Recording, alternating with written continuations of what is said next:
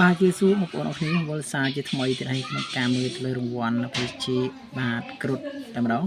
អញ្ចឹងគឺថ្ងៃនេះគឺយើងមកយកនៅពេលជាគ្រុឌដើម្បីមកជ័យរំលែកដល់បងប្អូនអរគ្នាដែលមិនទាន់ដឹងក្នុងការមើលទៅលើរង្វាន់នៅពេលជាផ្សេងអញ្ចឹងណាពុកម៉ែបងប្អូនអរគ្នា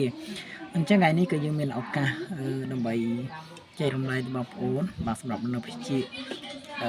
គ្រុឌនេះគឺស្រីថ្មីអញ្ចឹងណាពុកម៉ែបងប្អូនអរគ្នាបាទពេលម្សិលក៏ខ្ញុំបានធ្វើពាក្យព័ន្ធនឹងក្រវល់កំប៉ុង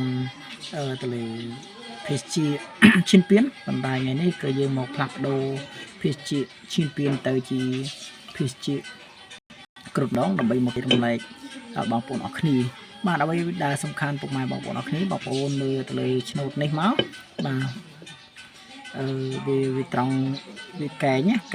ខាងនេះមកក្រវល់បាទអញ្ចឹងកុំឲ្យខាតពេលលេយូរយើងគោះចាំដឹងថាតើវាត្រូវឬក៏យ៉ាងណាអញ្ចឹងណាឥឡូវយើងគោះទៅឲ្យបងប្អូនអរគ្នាឥឡូវគឺបានមកកំប៉ុងពុកម៉ែបងប្អូនអរគ្នាណានេះបងប្អូនបាទនេះអញ្ចឹងភាគច្រើនឲ្យតែឆ្នូតខាងនេះគឺត្រូវណាមកកំប៉ុងបងប្អូនអរគ្នាអរគុណច្រើនសម្រាប់ពុកម៉ែបងប្អូនអរគ្នាតាមដានវីដេអូរបស់ខ្ញុំ